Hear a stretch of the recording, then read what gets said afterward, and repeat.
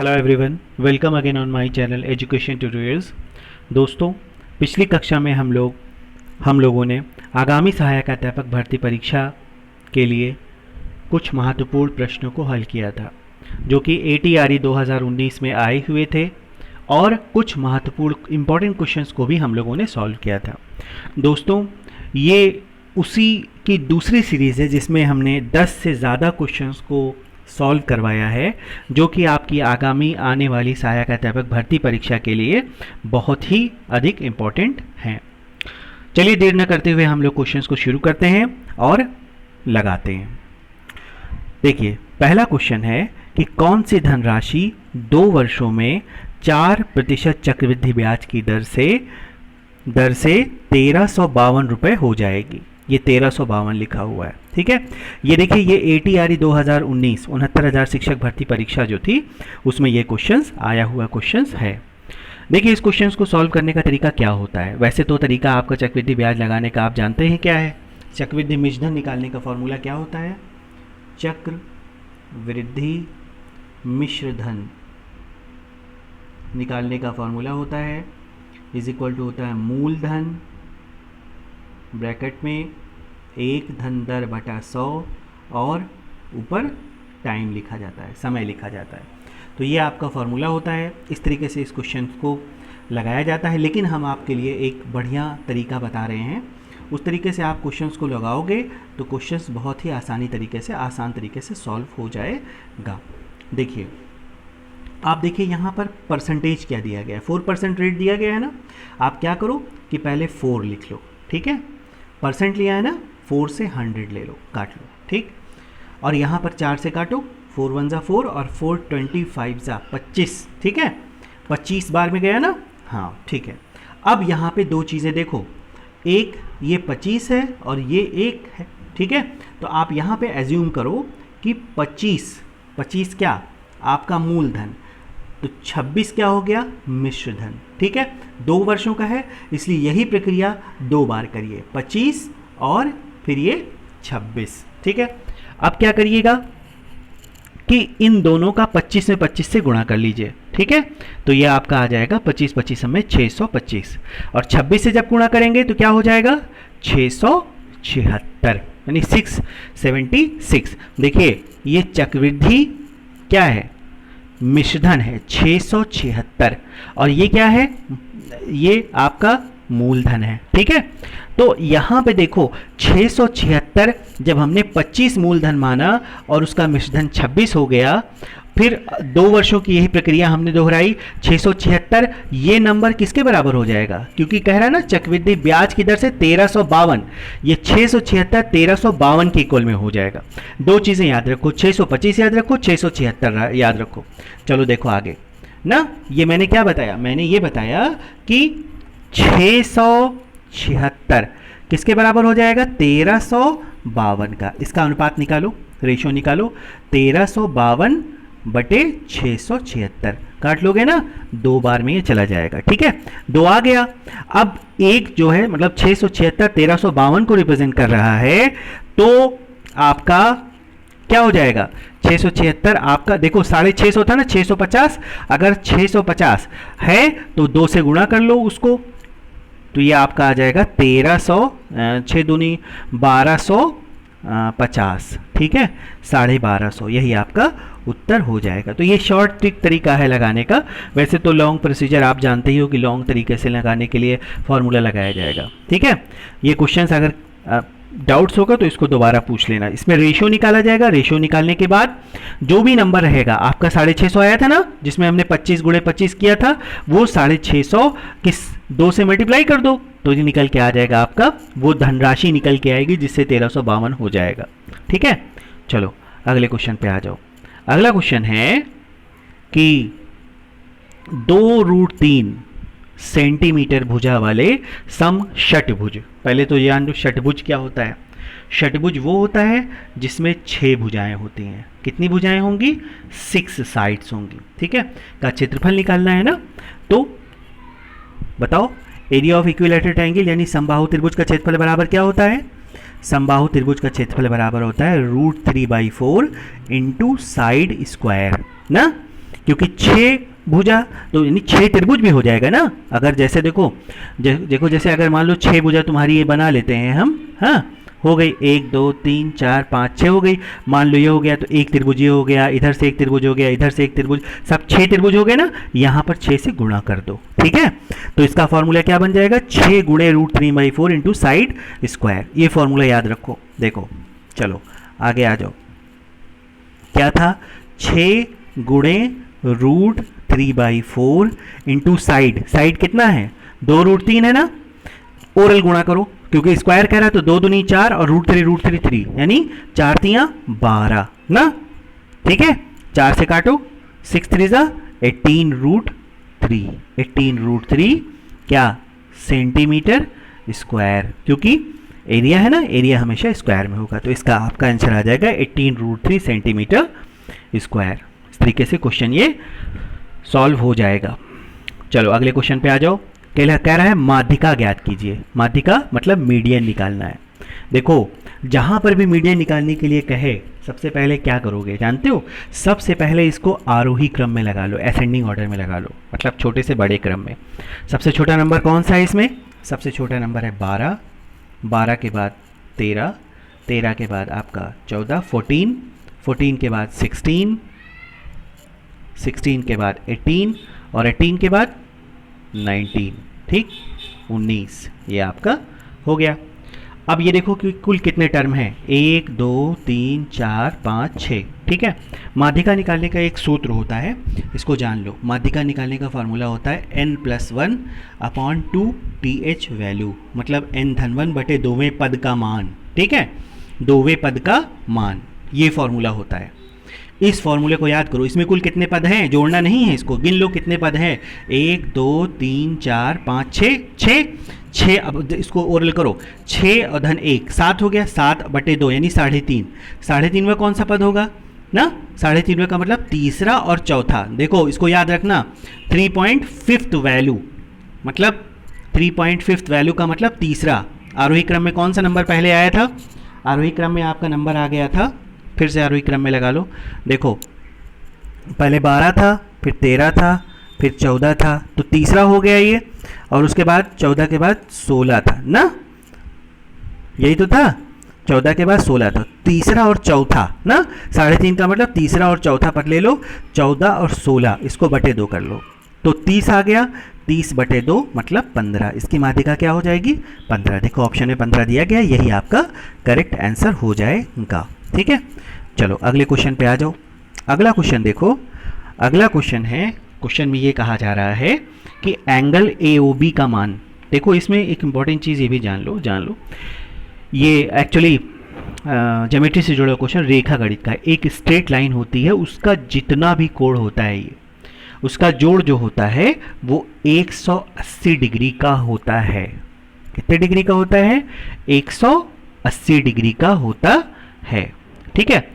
अब देखो यहाँ पे थोड़ा सा जगह बना लेते हैं, तब से क्वेश्चन को सॉल्व करते हैं।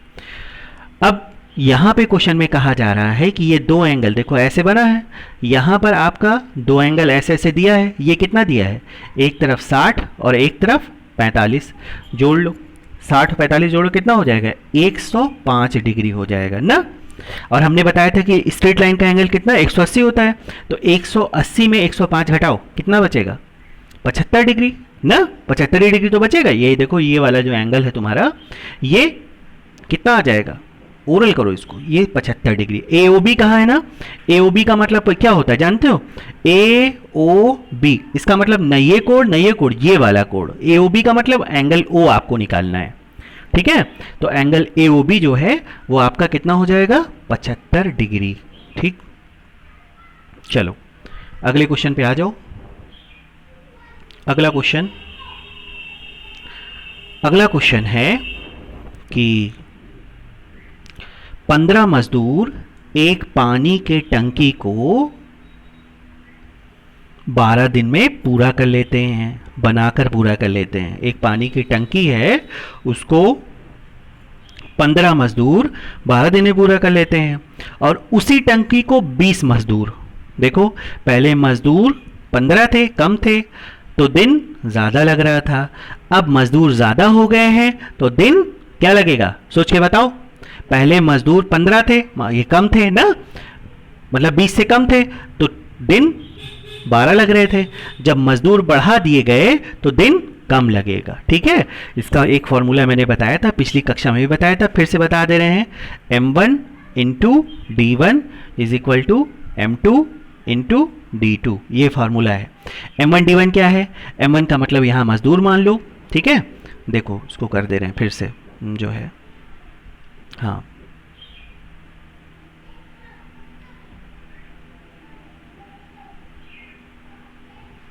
देखो यहाँ 15 मजदूर m1 हो गया, d1 12 दिन हो गया। ठीक है, और उसी टंकी को 20 मजदूर, फिर वही m1 20 मजदूर हो गया, d1 नहीं पता है, तो m1 d1 m2 d2, ये d2 हो गया। अब क्या करोगे, d2 निकालने के लिए सॉल्व कर लो इसको, 15 गुणे 12 बटे 20। ठीक है, इसको काटो, 5 3 15, 5 3 15, 5 चौका 20, 4 तियाँ 12, 3 तियाँ 9 दिन, यही आंसर हो जाएगा तुम्हारा।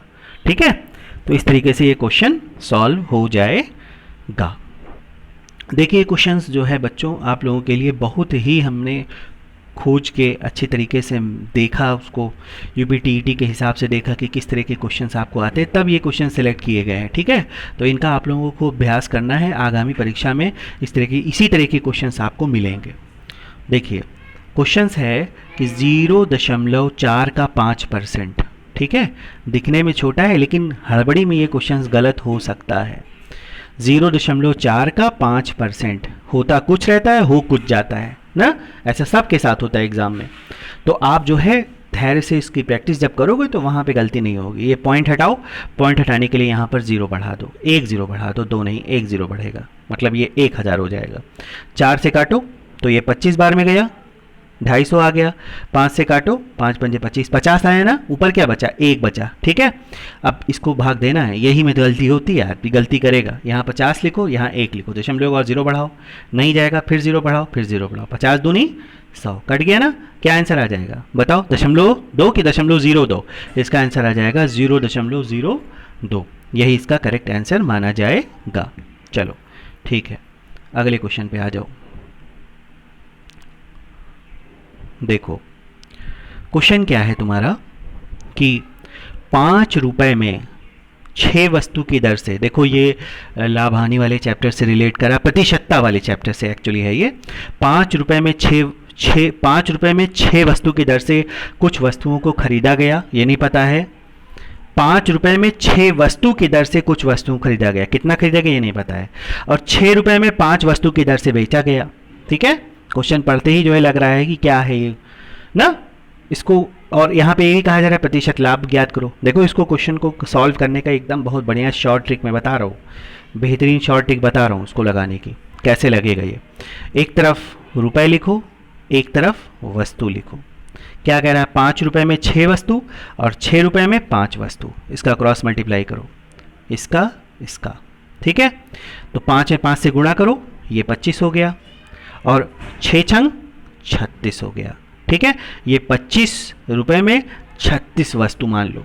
ठीक, अब यहाँ पे देखो 6 वस्तु की दर से खरीदा गया है ना, अब दोनों को घटाओ, 25 में 36 घटाओ, कितना बचेगा, 25 5 30 और 6 36, मतलब वो क्या हो गया 11 ना, 11 हो गया।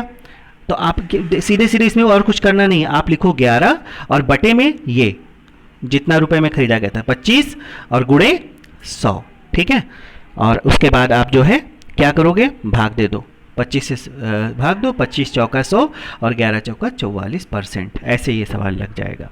कुछ भी करना नहीं है, एक तरफ वस्तु रुपए लिखो, एक तरफ वस्तु लिखो। देखो इसमें ऊपर से नीचे पहले मल्टीप्लाई करना, नीचे से ऊपर ना कर देना, पहले 5 में 5 से गुणा करके इसको कम वाले को पहले लिख लो, और 6 में 6 से गुणा करके बाद में लिखो, दोनों को घटा लो। 36 में 25 घटाओ, 25 5 30 और 6 36, यानी 11 आ गया। इसको अपॉन में 25 लिख लेना। ठीक है, और उसके बाद इंटू 100 कर लेना, निकाल लेना, निकल के आ जाएगा, प्रतिशतता लाभ निकल के आ जाएगा इससे। ठीक, चलो अगले क्वेश्चन पे आ जाओ। अगला क्वेश्चन है आपका 9वां क्वेश्चन, 20%, 30%, 10% का क्रमिक बट्टा कितना होगा। ठीक है, 20%, 30% और 10% का क्रमिक बट्टा, मतलब कुल ओवरऑल तीनों का बट्टा क्रमिक रूप से कितना होगा। देखो ये 2019 में आया भी हुआ है, ठीक है। 20% और 30%, देखो इसका एक फॉर्मूला मैं तुम लोगों को बता दे रहा हूँ, इस फॉर्मूले को याद कर लेना कि इसका अगर क्रमिक बट्टा रहेगा उसका फॉर्मूला क्या है, x plus y minus x y into मतलब अपॉन 100। ये आपका सक्सेसिव डिस्काउंट का मतलब क्रमिक बट्टा निकालने का फॉर्मूला होता है, ठीक है। अब यहाँ पे कंफ्यूज होगा कि यहाँ 3 बट्टा है, देखो बता रहे हैं इस क्वेश्चन को कैसे सॉल्व करेंगे। सबसे पहले एक्स वाई है तो 20 30 50 हो गया ना, 50 लिख लो, माइनस लगा लो, ठीक है। और 20 तिया कितना हो गया, 600 हो गया। 20 तीसम में मतलब 600 यहाँ हो गया, बटे में 100 आ गया, काट दो 6, 50 में 6 घटाओ कितना बचेगा, 44। अब 44 को 10% से फिर लेना पड़ेगा, ठीक है। देखो क्या आया था वहां तक, 44 आया था, 44, देखो 44 आया था ना, 44 ये ले लिया हमने। अब कितना लेना है, फिर 10 लेना है हमको ना, 10% था, माइनस फिर से लगाओ। अब 44 में 10 से गुणा करो, 440 हो गया, ठीक है, बटे में 100 लिख लो। 44 में 10 जोड़ो कितना हो गया, 54, माइनस काट दो, 4.4 आया ना, 4.4 घटाओ कितना आ जाएगा ना, इसका आ जाएगा 49.6%। ये देखो फाइनल आंसर मिल गया हमारा ना, ठीक है। ऐसे लगाया जाएगा क्वेश्चन ये। अगर 3 क्रमिक बट्टा होगा तो दोनों से 2 बट्टा पहले निकालेंगे, 2 बट्टे के बाद फिर उसी से तीसरा बट्टा निकाल के फाइनल बट्टा निकालेंगे कि कितना हमको ओवरऑल छूट हमें मिलेगी, डिस्काउंट मिलेगा, ठीक है। इस तरीके से क्वेश्चन ये सॉल्व हो जाएगा। देखो अगला क्वेश्चन है, लास्ट क्वेश्चन है कि लास्ट क्वेश्चन, एक क्वेश्चन और भी है, क्वेश्चन नंबर 11 भी है। कोई निश्चित धनराशि 5% वार्षिक की दर से ना 3 वर्ष में चक्रवृद्धि ब्याज 1261 रुपये हो जाता है। चक्रवृद्धि ब्याज 1261 रुपये हो जाता है। मैंने अभी एक क्वेश्चन लगवाया था ना, देखो उसी ट्रिक पे करके देते हैं, अगर उसमें समझ में नहीं आया तो इसमें समझो। 5% है, 5/100 लिख लो, 5% से काटो, 5 दूनी 10। अब देखो इसको 20 मानो और ये 21 हो गया, मतलब ये साधारण ब्याज हो गया 20, और इसका जो आपका मतलब मिश्रधन आ गया वो आपका 21 आ गया, ठीक। क्योंकि कितने वर्ष कह रहा है, 3 वर्ष कह रहा है ना, इसी चीज़ को 3 बार लिख लो, 20 21 फिर 20 फिर 21, ऐसे लिख लिया जाएगा। तीनों बार इसको लिखो और लिखने के बाद देखो, लिखने के बाद इसका मल्टीप्लाई करो, कितना हो जाएगा, 8000 आ जाएगा, 20 20 20, और इसका मल्टीप्लाई करने पर कितना हो जाएगा, ओह देखो साफ साफ कर दे रहा हूँ इसको, फिर से लिख लो, 20 यहाँ पर 21 फिर 20 फिर 21 फिर 20 फिर 21। क्यों 3 बार लिखा, क्योंकि 3 वर्ष कहा जा रहा था, है ना, इस वजह से।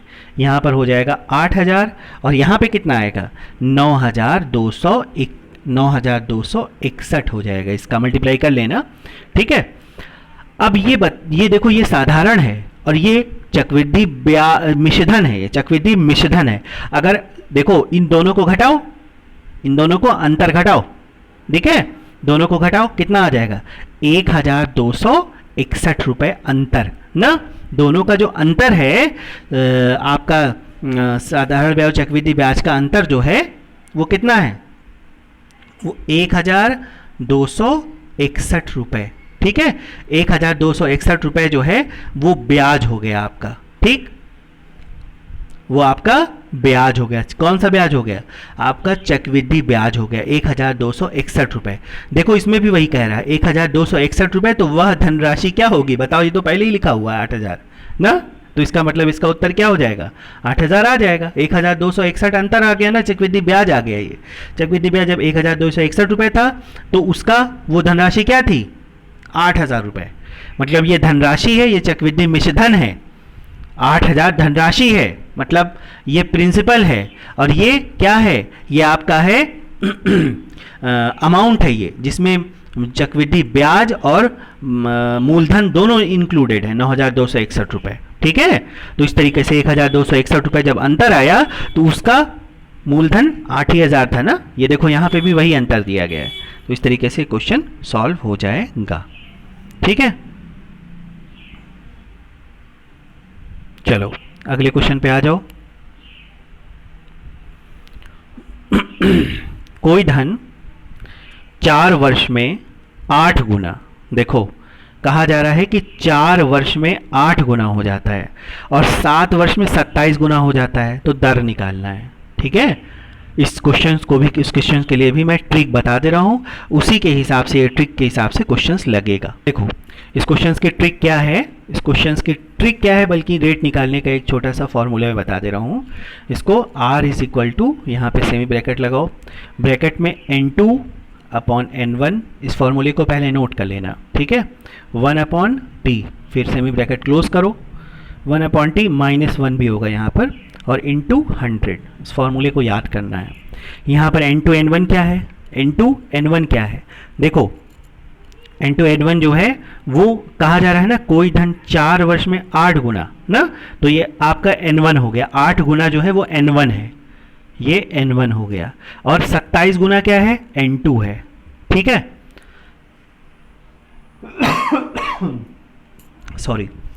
अब देखो इसमें रेट निकालने के लिए इज इक्वल टू N2, मतलब आपको पहले 27 लिखना है, 27 लिख लो, और N1 कितना है, 8 है, यहाँ पर 8 लिख लिया, 1 अपॉन टी मतलब टाइम आपको लिखना है, 1 अपॉन टी मतलब कितने उसमें हो रहा है, ये 4 वर्ष और फिर 7 वर्ष, मतलब 3 वर्ष का फ़र्क आ रहा है, अपॉन में -1 लिख लो और इंटू 100 लिख लिया। ठीक है, देखो 27 की संख्या का क्यूब है, घन है 3 का, और 8 2 का। ठीक है, इस चीज़ को पहले ध्यान देना, यहाँ पर क्या कहा जा रहा है। देखो इस चीज़ के लिए यहाँ पर आप रेट निकालने के लिए क्या करो, रेट निकालने के लिए R लिखो, उसके बाद सेमी ब्रैकेट लगा लो, यहाँ पर 3/2 कर लो ना, 3/2 और पावर 1/3, देखो ये भी 3 लिखो यहाँ पर, क्योंकि 3 कट गया, और उसके बाद -1 आ गया, इंटू क्या आ गया, इंटू 100 आ गया। ठीक है, अब देखो इसको थोड़ा सा और अच्छे से बता दे रहा हूँ ऊपर करके, यहाँ पर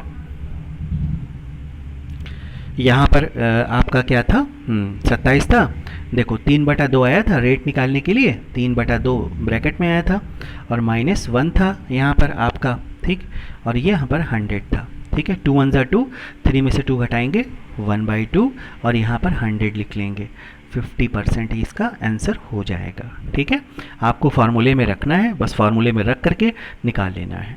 1/t का मतलब टाइम होता है, देखो ये धन 4 वर्ष में कह रहा था, और फिर 7 वर्ष, तो मतलब 3 वर्ष का फर्क आया ना, वही टाइम यहाँ पर कंसीडर करना है जो 1/t था। चलो अगले क्वेश्चन पे आ जाओ। अगला क्वेश्चन है तुम्हारा कि ये बहुत बढ़िया क्वेश्चन, इंपॉर्टेंट क्वेश्चन है आपका। एक वस्तु का क्रय मूल्य वस्तु के अंकित मूल्य का 64% है। जब ऐसे देखो ना, सीधे अंकित मूल्य मानो 100 रुपये, ठीक, अंकित मूल्य हो गया। ठीक है, अंकित मूल्य 100 रुपये, क्रय मूल्य उसका 64%, ऐसे ओरल करते जाओ, मतलब क्रय मूल्य क्या हो गया, परचेजिंग प्राइस आ गई 64 रुपये। ठीक है, अब ये तुम्हें पता है, खरीद पर 12% की छूट दे दिया, मतलब खरीद किस पर हुई होगी बताओ, खरीद हुई होगी जो तुम्हारा अंकित मूल्य था उस पर खरीद होती है, हमेशा याद रखो। ठीक है, अंकित मूल्य का 12% छूट दिया, 12% छूट देने के बाद कितना बचा होगा बताओ, कुल 100% होता है, 12% मतलब 88 ना, 88%, 88 रुपये, मतलब बेचा कितना 88 रुपये में, खरीदा कितना 64 रुपये में, दोनों का अंतर देखो 88 और यहाँ पर 64, 8 में से 6 घटाएं, 4 घटाएंगे 4, 6 में से 6 घटाएंगे 6 में से 8 में से 6 घटाएंगे 2, मतलब आपका 24 रुपये आपका प्रॉफिट हुआ, किस पर, जो आपका सीपी था ना, हमेशा यहाँ पर नीचे सीपी लिखा जाता है, प्रतिशत लाभ जब लेना हो तो लाभ बटे क्रय मूल्य, क्रय मूल्य कितना था 64 गुणे 100, इसको सॉल्व कर लेना, इसको सॉल्व करने पर आपका आ जाएगा 37.5%, निकाल लेना अपना इसको। ठीक है, अगर नहीं आएगा तो इसको डिस्कस कर लेना, अगर नहीं आएगा तो बताना, तो मैं बताऊंगा। ठीक है दोस्तों, इस तरीके से मैंने आप लोगों के लिए 11 क्वेश्चन इसमें सॉल्व करवाए हैं। उम्मीद है आपको ये वीडियो पसंद आया होगा, अगर पसंद आया हो तो चैनल को सब्सक्राइब कर लीजिए, दोस्तों में शेयर कर लीजिए, लाइक कर लीजिए, नोटिफिकेशन की बेल दबा दीजिएगा ताकि आपको नोटिफिकेशंस की इन्फॉर्मेशन मिल जाए। ठीक है, कमेंट्स आप लोग ज़रूर करिए, कमेंट्स कोई भी नहीं दे रहा है कुछ भी, जो भी आपको लगता है आप उसका कमेंट ज़रूर लिखिए, अपने कमेंट्स बॉक्स में ज़रूर लिखिए, ताकि हम उस हिसाब से अपने आप को इम्प्रूव कर सकें और आपके लिए सीरीज़ भी ले आ सकें। ठीक है, जो भी आप पढ़ना चाहें उसको बताइए, यूपीटीईटी और सीटेट के हिसाब से जो है हम आपको बताएंगे। ठीक है दोस्तों, thank you for watching the videos.